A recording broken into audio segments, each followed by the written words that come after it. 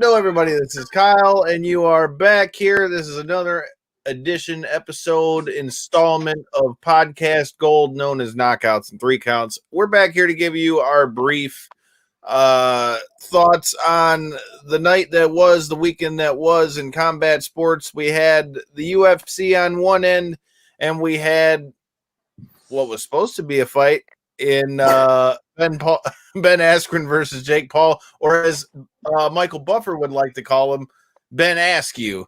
So before we get to that, Hyden, how you doing, brother, man? It's good to have you back on here. Let everybody know where they can find you and all that. Yeah, I'm good, man. Appreciate you having me on again. Happy Sunday to you all. And you can just find me on Instagram. It's at Hyden A23 and on Facebook as well.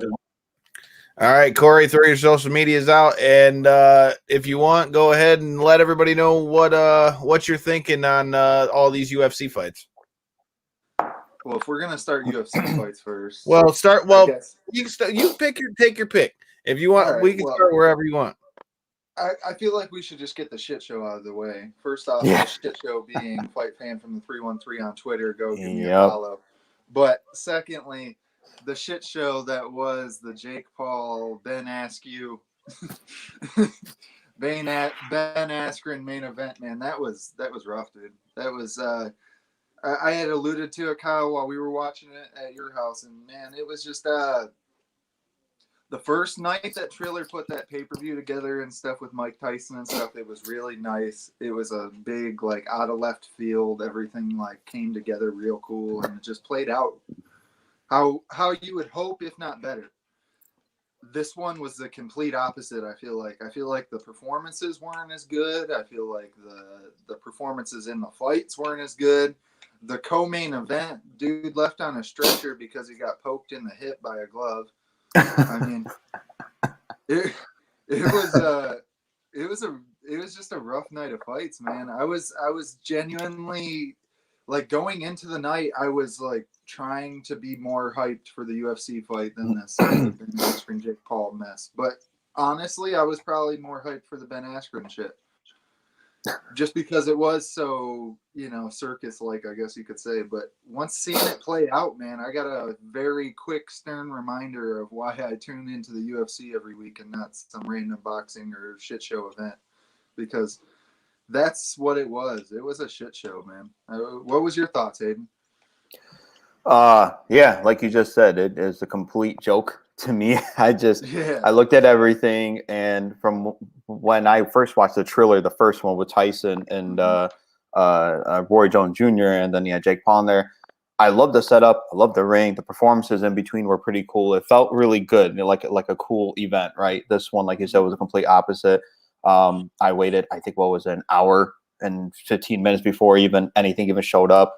You got a slapping contest with Ric Flair as a referee for God knows whatever reason, and then you have. Hey man, you can't hate on them having the nation. I'm not hating on Ric Flair. Ric Flair is Ric Flair, but just I don't know what a slapping contest has to do with a boxing match. I don't understand why Pete Davidson is in Askren's locker room and Jake Paul doing some interview. I'm like, what? I'm like, can I just not to mention in what pre-fight interview do they straight up say, I hope you kick his ass? Like, I don't fucking like Jake Paul. Like, that's literally what he said. I don't fucking like Jake Paul. And what is Pete Davidson out of all people even doing in some kind of sports event? You're a comedian. God. So for starters, that guy caught me off guard, off rip, with the fact that as soon as we came on, he's like, so if so-and-so gets with my mom, does that mean I win the Triller? And I'm like, wow, dude, we are definitely off to this is just a hot start. If you want to make an event like that, I'm all for it, but you have to set it up to a point where it's not such a complete joke. Okay, like the commentary team just killed me. Oscar De La Hoya needs to go away and not come back at all. Snoop Dogg needs to go away too. I don't care about him on commentary. I don't care what anybody says. Whoa. Yeah, I said it. Both say I said it. I don't know why he's there. Okay, he needs to chill out. He can not commentate, but he can do the broadcasting or intros or whatever he wants to do. He can perform. That's cool. That's what you do best. But overall, it was just, you waited 2.5 hours for, what was it, a minute?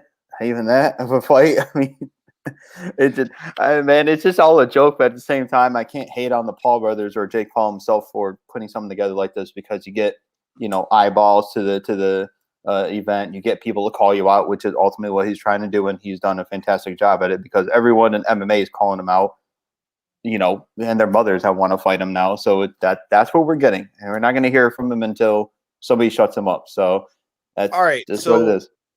Hyden, you bring up a very good point. So I feel like if we're going to talk about this, you can't talk about this event without talking about some of these performances. And Sure. All right, dude, the first one off the rip was Sweetie. All right. I'm not hating on her music, but I don't know what the hell was going on with that performance because, man, was she getting eaten alive on Twitter because everybody was like, it was the worst lip sync ever. I don't even know any of her songs. Like, I know who she is. I never heard of any of them. So I don't even know what she's doing. So I'm like watching UFC here and then the boxing here. So I'm ignoring her while the fights are going on there. So, well, I also didn't expect it to go that long either. Like, I feel like her performance went on for like a while. Everyone went on for a while. A lot of the performances did. That was actually one of my bigger complaints on the night is like it seemed like that first Tyson night they had the performance artists come in, maybe play like 2 or 3 songs, but it was in like rapid succession, and it was almost like a DJ mix version of their song. Like they exactly beat it throughout. Exactly. Like they played like the main first 2 lines or lyrical lines and then the hooks and ended it. The ring setup was awesome too. I'll tell you that. I love when it went dark. Their production value is cool. Yeah, the white boxing ring they had with Tyson's fight, that was awesome when they came in with the graphics. This one just looked very crowded. It looked like a smaller ring. It was just a lot going on at once. You had the commentary literally 10 feet away. This just all rubbed me the wrong way, man. But I mean, it is what it is. That's the way they want to do it. But I think they had a good thing going, and they still can make something out of it. It's just you have to change all of that. And the performances are fine if you limit it to maybe 3 people like you did last time or 4 people, whatever it was. I don't mind Bieber. I don't mind any of them like that. I think if you would have just done like, if you were going to do them, obviously Mount Westmore was the big one that was hyped going into it with it being Too Short, Snoop Dogg, all them. I think if you would have saved that one to be like the last one, like if you would have done like maybe Bieber off the top for the first performance and then maybe throw Doja Cat there in the middle somewhere and then have Mount Westmore be like the last performance before we went to the Ben Askren fight, then that wouldn't have been because like I honestly enjoyed the Mount Westmore stuff with each of them doing their like a couple of their hits. And then I thought the actual song itself, including Snoop's new song CEO, if I could spit it out, I thought that was pretty good. Corey, I thought you enjoyed that one as well too. It just the other stuff. Go ahead. As somebody who's been to a million concerts and stuff, and rap concerts might not be my forte, but I definitely have been to quite a few handfuls of them. And that being said, they play the music in the background, but it's usually yet again like a concert mix where like the vocals on the track is like 20% compared to the beat and everything else. Where it felt like they were not doing that on that night. They were just playing the straight up track in the background. So you like in E40's circumstance, like he's a quick rapper, obviously more so when he's being recorded because he was struggling to keep up with his own self because they were playing it in the background. That was like my biggest complaint. I've been to so many damn concerts. I picked up on that too quick, and that just it really did. It made the performances way less enjoyable because it seemed like they were just trying to play to themselves, and I could see it. In the circumstances of the Doja Cat was actually better, but the Sweetie performance or whatever, that one was just bad. So I could see it in stuff like that where they have to have it so she's just kind of dancing in the foreground while the music playing type deal. I understand that more so, but when you got actual legends and shit out there, let these men play their music, man. Even if they sound a little different, even if they sound a little old, I'd rather hear them rap their own shit than them try to keep up to their soundtrack. Yeah. They need to go off the first event. So that's what they need to do. They need to go off the first event and then go from there. You had the right setup. You had the presentation. The ring looked awesome. Fights were good. Just keep going off that. I don't know who the hell created all this or who was in charge of it, but that was just horrible. In my opinion, I didn't like it. You guys that are watching live, feel free to let us know in the comments what you thought. Well, we talked a little bit about the performances. let's talk about what we saw in the ring. Now, first of all, we started the night off with Raycon versus what was his name? Fournier? Yeah. Yeah, I believe Fournier, Fournier, Joe some Fournier, yeah. Yeah, it was Joe Fournier. And then we found out before the fight, Tony Rice dropping in the comments. Let's see what he's got to say. They already knew the fight was going to end in an anticlimactic way, so they wanted to give the good experience. Okay, so I can agree with that to a degree. Yeah. I think that maybe they knew that this fight wasn't going to live up to the hype the same way the Tyson versus Roy Jones Jr. fight did. I mean, let's face it, even with giving Ben Askren the credit that he deserves for his MMA accolades, I mean, let's face it, he's not the same level boxer as a Mike Tyson or a Roy Jones. So in a boxing standpoint, neither is Jake Paul. So I don't really expect any of the three of them to really kind of be on that same level. But that being said, man, that first fight, they're literally saying over commentary, these two dudes are scrapping because they were fighting over a girl. And then after the guy in the Fournier guy, which it comes out that he's an 8-0 pro who hasn't fought in 4 years, and then Raycon, who's never stepped in a boxing ring before. So, of course, Fournier should whip his ass 10 times out of 10. And he did, to his credit, he did what he was supposed to. But, man, I almost felt bad for Raycon watching that because I'm like, damn, this poor dude has just got his gloves up like, shit, don't let me get hit again. Oh, no. Don't let me get hit again. Just ridiculous. It was. It was bad, man. I feel like there's only a couple fights that were really even worth like noting on that card. Frank Mir's performance. That's something to be noted for. I thought he was going to get taken out. I really did. I had alluded to it on our show in the past week that I just thought Frank Mir didn't have it no more. I thought his chin was gone. He looked okay out there, man. For his first boxing match, he looked okay. He really did. I wish he would have cut a little more weight off. Yeah. He's huge. I don't know. He's bigger than normal. He is massive, man. Yeah, he is. He's like 275, they said. Right. Jeez. Well, you got to remember, he didn't have to. He wasn't forced to make that MMA 265. So naturally, Frank put on weight to get to 265. Frank was never the biggest heavyweight until he tried to put on weight when he fought Brock Lesnar. Yeah, but you're talking about a totally different stage of his career now. Now he probably does have to cut that 20 pounds to get to 265. Yeah. That was a good fight. That was a pretty – I mean, I knew he wasn't going to win it, but, I mean, he looked pretty good at it. I thought he landed some good shots and kept it moving, little head movement there. I know he's – obviously, he's a little older. He's a little slower, but, he took a shot to give one. So, I mean, I thought he looked good. Do I want to see him do it again? Probably. I'll probably watch it, but I did hear something about him doing bare knuckle, and that just kind of brought my mood down. I'm like, please don't do that. But, he probably will. You know what else I heard coming out of that, dude? I'm hearing, we were talking about Oscar De La Hoya. I'm hearing Oscar De La Hoya talking something about fighting Tyron Woodley. I heard that. I saw Woodley or someone tweeted about that, or Askren said something that Woodley is like a significantly better boxer than I am. I'm like, well, no kidding. Yeah, so because they asked if they. I watched the post-fight press conference. They were talking about. They were asking Ben if he saw anybody else that he could see stepping in there. He's like, Tyron Woodley, who was with me, is a much better boxer than I am. And the thing is, here's my thing with that matchup. First of all, Oscar De La Hoya, I don't think wants that smoke because, I mean, first of all, he's a better boxer. Now, if De La Hoya got in shape, he's a better boxer. But Tyron Woodley is coming off of still fighting at an active level.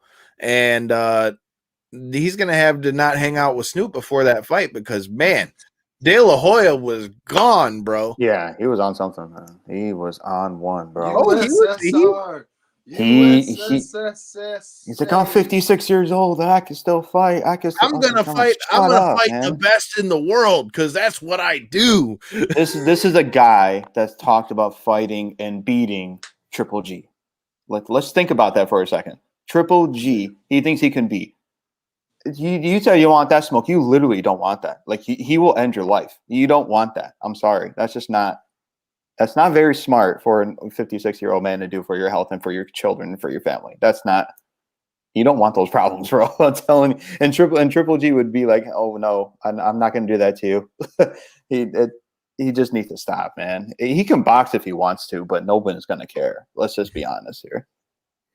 Well, let's talk about the real reason why we were all tuning in to check that out. So I want to point out a few things that I noticed before that fight got started that just was like, what the fuck?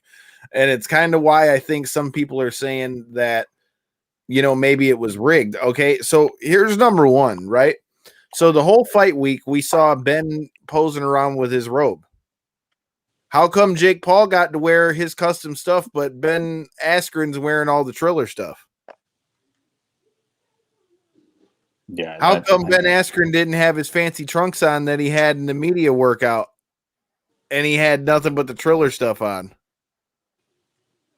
Like, just little things like that. And then, like, again, not that it made any difference in the fight, but dude, it was kind of disrespectful off the rip because Michael Buffer couldn't even get his name right. Ben Askren. And he looks at him, and Ben looking at him, he's like, what? It's like, that's not my last name. Not once, but twice. And then even after the fight was over, he got it wrong again. It was such a smack in the face. It was almost like they were doing it intentionally, man. That's kind of how it felt. And I feel like Ben was so pissed he just wanted to get out of the ring and let it be over with. Not only did they want him to go in there and lose in devastating fashion and stuff so they could make all these headlines, but they didn't even want like Ben to have a chance to look cool doing it, I guess. Like even like his funky walk-in and stuff, like they turned down the volume and shit so you couldn't even hear the music and shit. It was like, I don't know, man. It was just such a, like, looking back at it, I posed this question to you, Kyle, but I want to ask you now that we're on the show and get your opinion as well, is the fact of, now that you've seen how it all played out, are you more interested in buying another Jake Paul fight and watching this fiasco again, or are you less interested? Because me personally, it turned me off. It depends on who he fights. It depends on who he fights. Because I wanted to see this one. I genuinely wanted to see this one. Me too. Now, yeah. And that's the thing. Whether I liked what I got or not, I genuinely wanted to see this one. So they did what they were supposed to do in selling the fight. Now, as far as whatever he's going to do next after this, it's going to have to be a really interesting matchup for me to give a shit. Yeah. Yep. Like he's going to have to face somebody to where I'm legitimately like, okay, this dude's going to have a problem. Okay. We've seen him fight an MMA guy. We've seen him fight a basketball player and he fought a YouTuber in his first fight. Now let's see him fight a boxer. Yeah. Now let's see him fight a boxer. I don't know who that is. I don't know who you would pick for that is. If you're watching the stream, please let us know in the comments who you think it is. A lot of the rumblings that are going around on social media right now are Tyson's Fury, younger brother, whose first name is escaping me at the moment, but he's actually a quite famous boxer himself. He's only 7-0. So he's not. I haven't heard him fight, but Jake Paul ain't gonna take that smoke, dude. I agree. I've heard some names. I mean, don't get me wrong. Now, before I say anything, I will give credit where it's due, because although I think the stoppage was a little weird with how quick they stopped it, it was terrible. It wasn't even. Dude, but Ben was on Queer Street. Yeah, like that shot. I will give credit where it's due. Jake Paul had a lot more power than I thought. Because, dude, he sent him flying back a little bit when he hit him, too. Yeah. He did. So, like, I mean, I got to give credit where it's due. The shot he landed was a good shot. But at the same time, dude, I want to see him do that against somebody where there's more competition. Now, don't get me wrong. I thought there would be more competition with Ben Askren. But, I guess we're going to have to see what comes out of this. And briefly, before I jump over to our thoughts about the UFC, my man that was in the co-main event, I think he might have just ended his career, bro. The card closed? No, I'm talking about in the co-main event of the. My bad. I thought you meant UFC. Yeah. Oh, I'm sorry. I got confused there. I said before we go to the UFC. Yeah, dude, that dude, he got hit with a beautiful body shot. Yep. Poringas hit him with a beautiful liver shot, and this man is claiming that it hit him in the balls, and laid around till they finally called the fight off. And these were two guys that are actually fighting for rankings and stuff. Yeah. And you want it to go like that, and you think anybody's ever going to give you another title shot, man? That's a bad PR look. Stretchered out because of that, dude. They brought in the stretcher. He's got strapped down in the praying position and shit because of that shot. Get out of my face with that shit. Nut shot or no? No. Huh? Nut shot or no? No, not even remotely close. It was on Exactly the outside of my his hip. It wasn't even on the inside of his hip. So yeah, no, not even remotely. It just looked like a clean body shot to me. I mean, if it hurts you, it That hurts was a you. clean body shot to the liver. That's why there was a delayed reaction. Yeah. He was just trying to sell it because he knew if he got back up, old boy was just going to continue to beat him up. That's my thought on that fight. I'm not trying to down anybody that got in the ring, but that looked pretty bad, bro. Well, I think everybody thinks the same thing, so you're not wrong on that. Yeah. Hey, well, let's jump over to the UFC side of things. Again, we're not going to go fight by fight. Let's talk about what our big thoughts are coming out of that. The first one for me has to be shout out to Andre Arlovsky. How the fuck does this guy continue? Like, literally, I was talking about this with past guests of the show, Ken Brass. Shout out to Sound Off Sundays if you're in the Detroit area and are a hip-hop fan. Make sure you go pull up on Mr. Brass. But, dude, we were talking about this a little bit earlier today. Like, he was like, man, I didn't realize that Arlovsky was still fighting. But I was like, not only is he still fighting, dude is beating guys. Mm-hmm. He's beating guys. And I self-admittedly, even though here on this show, I said that I thought Arlovsky was going to win, I bet against him in my parlay, and it bit me in the ass. Same. So I guess that's what I get. I should just go with my gut. Although going with my gut also bit me in the ass because I thought Hassan was going to have so much of a better performance. But horrible. Shout out to Matthew Priest, who was on with us on Thursday, as he said that was going to be the smart money, was to bet on Malkoun, and boy, was he right. Mm-hmm. Malkoun looked good in there too, man. He really controlled the positions, really did what he had to do to secure a victory from every facet. When it got to the ground, he was able to control position. When Al Hassan was able to stand up, he was able to try to either take him back down or mix in the strikes to be able to get to a more comfortable position to get him in. That's a good fight, honestly. I was surprised.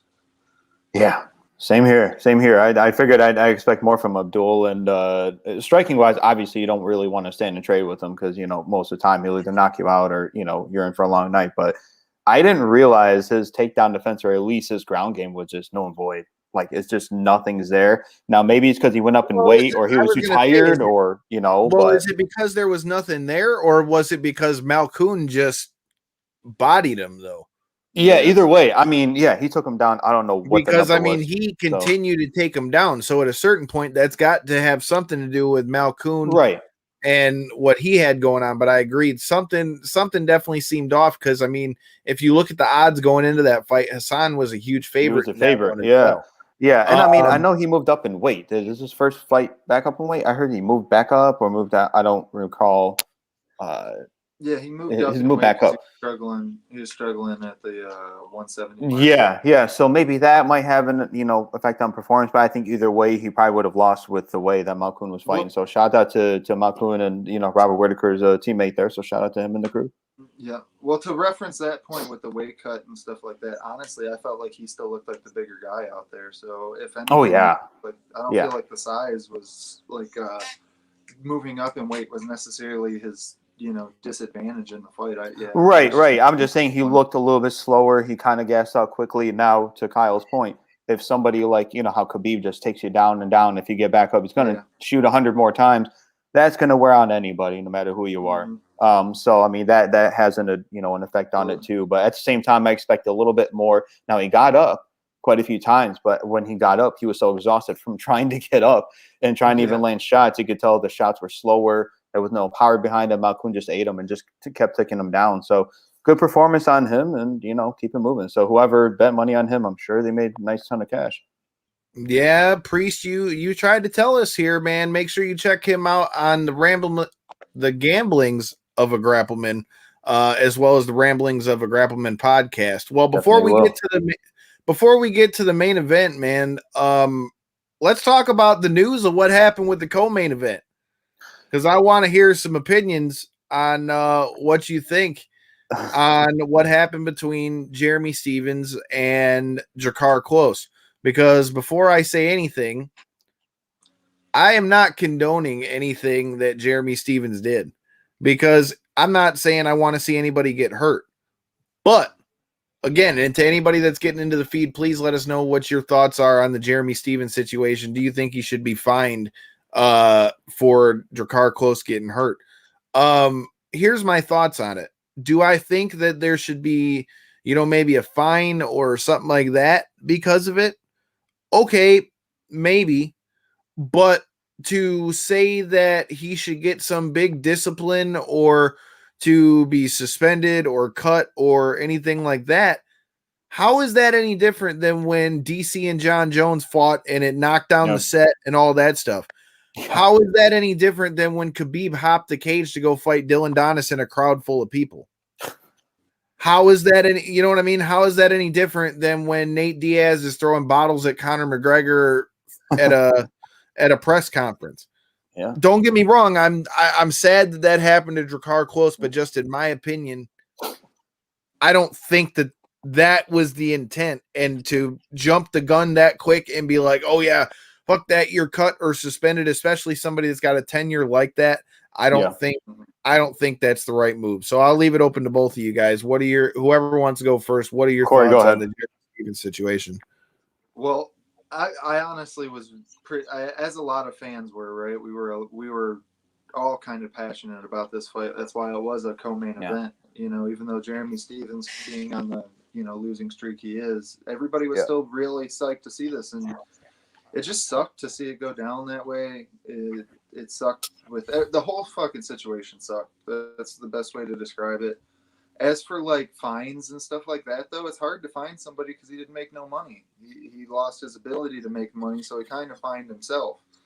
Now, as for like Jakar Close, I mean, I hope he got paid like his show at least or something, because it wasn't his fault. But I don't know, man. It's hard because you see a lot of fake shit come out with managers and stuff on social media with like, oh, I had to pull out because this, that, and the other. But like, I don't feel like this was a fake situation. I feel like Jakar Close was at literally the point where he had just did everything he could to make the exact weight mark, was sucked down to his furthest point, and couldn't take a fucking solid ass push from Jeremy Stephens. It was just disappointing, man. I don't know what the ramification should be, honestly, because I don't know. It's a weird, sticky situation. I feel like maybe match them up again, and maybe like. Well, now they got to fight, but they'll rebook it again. Like, we're taking 20% of your purse and giving it to Dakar because you fucked up the first fight. Like that would be like a fine I could get behind. Something like that. Well, I could see that to a degree, but then again, like you said, I imagine he's not going to get paid for this at all, and he's got to still pay for the camp that he put in and all that too. Yeah, I mean, well, maybe just don't shove people at the fucking weigh-ins and risk. No, and again, that's fair point. I'm not condoning it at all. I'm just saying, like, I saw a lot of feedback on social media, even from past guests of the show, Megaran. He's like, he needs to be fined or cut or something. But here's my thing: to cut somebody for something like that, to fine somebody is one thing. Well, it would be one thing too if it was somebody who was like 2 fights into the UFC and not necessarily a fan favorite, hadn't really like garnished any fans, attention, or had maybe a underwhelming style or something like that. We're talking about Jeremy Stephens here, though. He is a fan favorite for a reason. So, and he's beat a lot of guys. And's got, I forgot where he's at on the total list, but he's in the top 5 of total fights in the UFC. Yeah, I think 35 or something crazy like that, 36, something like that. So it's not a situation where I feel like he should be cut necessarily, but it's just I don't know what the proper punishment should be in a situation like that. I really honestly don't. Hyden, what are your brief thoughts on the Jeremy Stephens situation? Yeah, I mean, when I first heard the announcement, and I was actually watching a basketball game, and then turned to the fights, and I heard an announcement saying that the co-main event was off. I'm like, what the hell? I'm like, what happened? And so they said the injury happened, and later on in the broadcast, they were talked about, the shove, caused injury, and I'm still trying to figure out how the shove caused your hand or whatever it was, to have all these issues. Now, I'm not saying he's a liar or something by any means. Obviously, if it was that serious, the UFC had to look at it and say, okay, you can't fight because of so-and-so. That's number one to me that popped up. I'm like, how the hell did that happen off a shove? Number two, I haven't seen anything on social media like you, Kyle, but like you said, I don't think anyone should be, cut or suspended for something like that. That's crazy. Shoves happen in stare downs all the time. I mean, every fight card, at least someone shoving somebody or getting in their face or whatnot. Now, I don't know what caused Jeremy Stevens to shove him. Something was said, I'm sure. And, when they got the mask on, we don't know what they're saying. So I'm sure something was said that he didn't like. Am I condoning it? No. But Jeremy Stevens is somewhat of a hothead. So obviously he'll put his hands on somebody prior to. But they'll rebook it again, but have some ramifications of like a fine or something. I don't think that should happen. Like you said, a lot worse things have happened, with DC and Bones. It could be jumping the cage or, like Amina Zaitar getting out a bag of potatoes or whatever the hell it is, leaving the quarantine zone and then coming back in. Like, things happen, man. It happens all the time. I'd imagine DeCarco's probably got some kind of money behind the scenes, maybe some show money, something like that we're not aware of. But to suspend the guy or to cut him would be ridiculous. I mean, like you said, he's top 5 or whatnot in fights in UFC. Even though he's on a 4-fight losing streak besides the no contest, he's fought the elite of the elite. So he's a fan favorite. So to cut him would be ridiculous. I don't think that should happen. And they'll rebook the fight again, I'm sure, at some point. They'll run it back. You'll get a great fight afterwards, and then we keep it moving. All right. Well, what are you guys thinking about that main event? I thought it was a great performance from Mr. Whitaker. I definitely think there's no doubt in who gets the next shot at Izzy when Izzy comes back to defend that middleweight title. I think it's got to be Whitaker at this point. But that being said, I got to give credit where it's due to Kelvin Gastelum too. Like Kelvin Gastelum looked good in that fight. Like he didn't look like he didn't belong in there with somebody like Whitaker. Like, in my opinion, I thought, he stayed competitive for most of it. I just thought in rounds 4 and 5, Whitaker really kind of just asserted his dominance a little bit more and really kind of just put the pressure on him. But overall, I think it was a solid performance from Whitaker from start to finish. And I think coming out of this fight, dude, there's no other route but to the title, or at least if I was Robert Whitaker, I'd tell him I ain't coming back to the States for nothing else but a title shot. 100%. 100%. Yeah, I didn't watch the entire fight. I was actually, before I even started, I was watching a couple rounds here because I was, doing something else later last night. But from what I'm seeing in the first, few rounds, I mean, he, like you said, he looked great. Got Calvin with some big shots, but Calvin's got a chin on him. I mean, my goodness, for a guy who doesn't look like a middleweight, he's actually he's a small middleweight, who's, disadvantaged in height and size and whatnot. I mean, he can take some shots, but Robert, man, ever since he lost to Izzy, beating Till, Cannonier, and now Calvin, you can't argue with him not getting a title shot. Now I know you got Vittoria there, but that doesn't move the needle for me. That doesn't get me moving. However, rematch with him and Izzy would be pretty cool. I think I would see it. I'm not saying I wouldn't watch it, but if you're talking about pay-per-view standpoint, if you're talking about selling, it's got to be Whitaker and Izzy again. I think if you're looking at it from a business perspective, so even from just on a sheer who should get the spot standpoint, I feel like, no offense to Vittori, but Vittori beat Kevin Holland, who Kevin Holland was just coming off of losing a fight 2 weeks before that. Yep. And, I mean, don't get me wrong. I'm not saying it's not a good win. I think he should maybe be the one to fight the winner of the next title fight. But at the same time, to put him above Whitaker, if we're comparing wins, no disrespect to Kevin Holland, but I feel like Kelvin Gastelum gave Whitaker a whole hell of a lot more of a run for his money than Holland gave Vittori in that fight.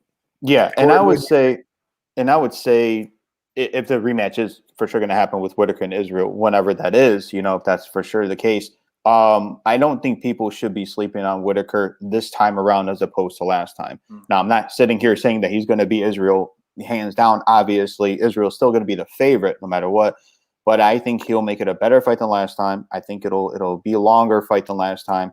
And the way that he's been fighting now since he did lose, I mean, people have to understand when he was fighting Israel, he said, I needed a mental break. I needed a break physically, mentally, emotionally. He went through, God knows, the list of stuff that he went through with his health and all that. So if he fights the way he's been fighting against Izzy, he has a good chance to beat him. I'm not saying that Israel's, obviously invincible because he can beat him. It's just, you got to figure out how to beat him. But I think he definitely has a much better chance this time to beat him than it was last time. So I don't think people should be sleeping on him. Not at all. With his experience and who he's beaten and being more active, obviously, he could definitely have a good chance for it.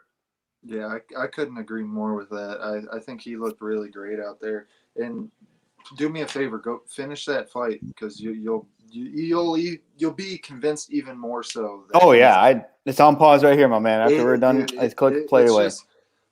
You pretty much summed it up because that's how it went. The rest of the fight is Robert Whittaker was landing knockout blows on a Gaslam that can't be knocked out. That's essentially what it was like. Old Bobby Knuckles, man, he truly is one of my favorite fighters, and he gets in there and he just goes to work. Yeah, he's not loud on the mic. He just kind of does his family life and does his thing, and then comes in here and has this incredible performance. And not only that, he went from championship level to seriously improving his skills in 3 fights later. And it's like, yeah. I couldn't agree more with the don't sleep on him. I feel like the Izzy match is going to be way more competitive than it was the first time. And I feel like, honestly, if you look back and watch that first fight, even though he got the knockdown in the first round and ended up finishing Whittaker in the second, there was a lot of moments where Whittaker was still doing his thing in there. Yeah. So it's like you see an even more evolved version of that against an Izzy, and it'll be a really interesting style matchup. Plus, you got to see how Izzy's going to do as far as coming back off of that loss to Jan, because Jan pretty much dominated him, which in reality, I mean, Izzy really hasn't been dominated like that, or at least we haven't really seen that at middleweight. Yeah. Well, on another note, go ahead. We hadn't seen the game plan to do that to Izzy. I mean, I know a lot of people had thought that they knew that, oh, just take him down, this, that, and the other. But realistically, Jan laid out a perfect plan, man. Go in there, strike with him, stay competitive first through the first and second, and then start to mix in your takedowns later. The third, fourth, and fifth is when you got to start to mix that up. And then the fourth and fifth, when you do get him a little bit on his back foot, you'll be able to control him from those positions. And it was just an incredible performance, man. Like you had alluded to last night, Kyle, even like Izzy's not that great in the open mat wrestling. It was when you know, he's always backing himself against the cage when he looks excellent. But when Jan was able to take him down in the open mat, he didn't have a defense for it. So it's just, it'll be a really interesting matchup because I feel like that a lot of that stuff is stuff that good old Bobby Knuckles, Robert Whittaker is really good at, man. He really is. The Reapers, no matter what, win, lose, or draw in this rematch whenever it does happen, I feel like Bobby Knuckles isn't going nowhere. Even if he does lose that match, he'll be. And on another note, like you were saying before I let you go, Kyle, and on another note, when you see him fight Izzy, that person that would be similar striking wise that I personally still want to see, if he can get healthy and get a damn win or two, would be Darren Till. So when he fought Darren Till's almost pretty much, I don't say identical, but similar striker to Israel. And granted, it was a 5-round competitive fight with him and Till and Whittaker. I mean, you're almost fighting Israel to a sense in that fight. So if he fights the way he did against Darren Till against Izzy, I mean, who's to say that he can't be champ again? I mean, that's just the bottom line. And he's fought killers, man, and he's fought all 5 rounds. So you can take him all 5 rounds all you want to. That man, I can't recall the last time he did not go 5 rounds.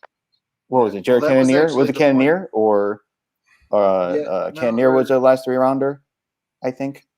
I can't recall. But either way, 95% of his fight pretty much since he's been champ has all been 5 rounds. So he's got everything there. He just needs to put it together, and he can beat Israel. So, I mean, his 3 fights, win streak, I mean, it's going to come into play and experience-wise with Izzy, fighting. I mean, he's been active. Not that he had been active, but, going up and weighing and then come back down. And saying middleweight's the king. I'm the king here. Let's see how you do after a loss, man. That's what makes you champ. Let's see how you do. Yeah.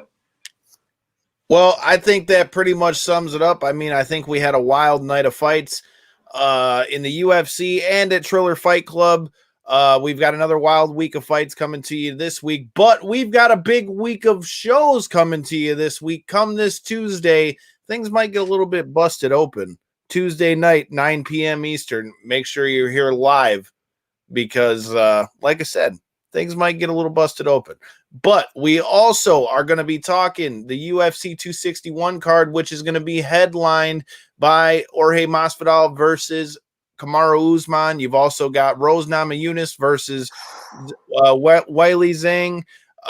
And that following Tuesday, we're going to be joined by James Lynch to recap the whole thing. So, like I said, make sure if you guys haven't already done so, make sure you hit that subscribe button. Make sure you hit that like button, the love button, all that good stuff. Leave a comment. Tell a friend, tell your mom, tell your kid, tell your dog. And until next time and in the in-between time, peace.